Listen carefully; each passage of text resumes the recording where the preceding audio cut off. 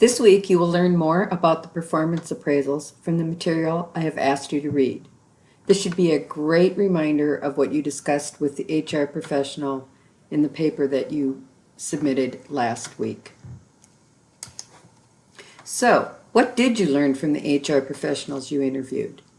First of all, Tina shared that at Merchants Bank they use a combination of methods.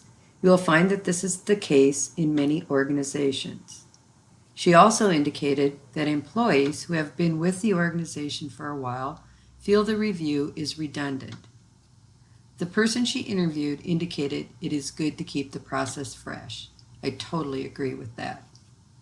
Joanna shared information from her interview that indicated employees first do a self-appraisal as well as a person from management does an appraisal.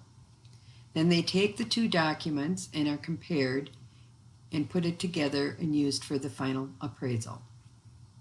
She indicated the appraisal is directly connected to their raise. I will discuss this a bit more in this video. Tanya shared that at UW Stout, the place where her interviewee worked, uses two different performance appraisal methods. It depends on the type of employee. One is for probationary employees and the other for regular employees. I found it interesting that the reviews for full-time staff are 8 pages in length and touch on many different areas, including soft skills. This tells me the organization is serious about their performance appraisals. Finally, Cassie discussed the method used at Co-op Credit Union. She indicated that it is more of a coaching model. They have even gone on to call the quarterly reviews service excellence visits. Wouldn't you want to have one of those? So as you read Chapter 7 in your textbook, think about where the organization you interviewed fits into the information provided. Also take time to the key takeaways based on my experience in HR is that you want to have a good job description in place prior to any appraisal. You want to share the job description with the individual, and you want to be aware of potential problems that can occur when conducting the performance appraisals. Many of you indicated that the perception of the employees was the performance appraisal was connected to the raise, or it actually was. While this may be the case, it is recommended by many to not connect the two. Why?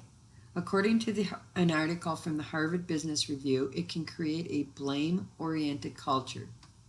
Employees work against one another. They are less likely to be honest about what is going on, and it also discourages cooperative problem solving. Think about this as you participate in the simulation and make the weekly special decisions. Also think about the 3 questions I posed to you. Never mind. So on to the simulation. First of all, I want to go over the budget planning worksheet. This is a critical worksheet your team needs to complete on a weekly basis. Remember, you all have to know where the numbers have come from, since you will share information in the weekly journal entry about the simulation and the numbers.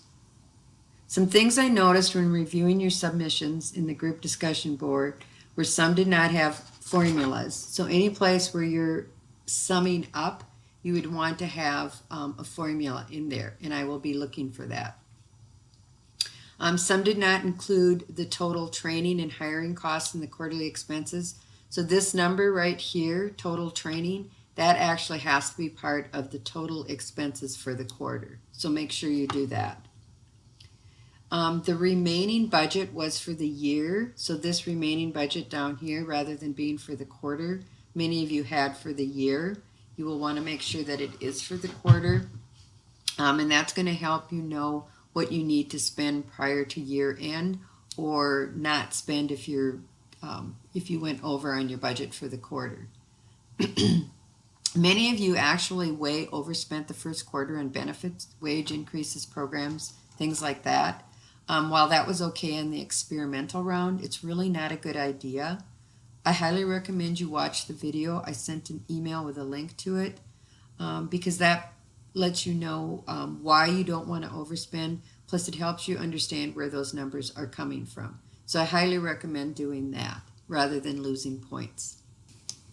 So each in Blackboard there are worksheets. The finalizer needs to submit the final decision for the group. Do not forget to hit advance as well. The finalizer for each team I posted on the announcement page, so let me know if any of those are wrong. These are due by Monday at 11:59 p.m. In Blackboard, there is the worksheet that needs to be submitted.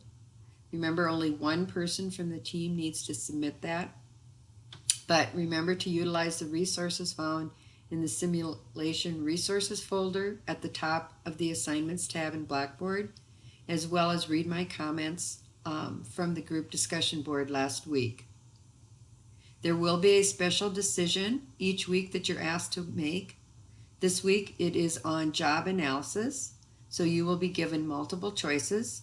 The consequences of your decisions will not be known until the following week. Just know that the outcomes vary depending upon your decision and that you cannot undo them. So choose carefully.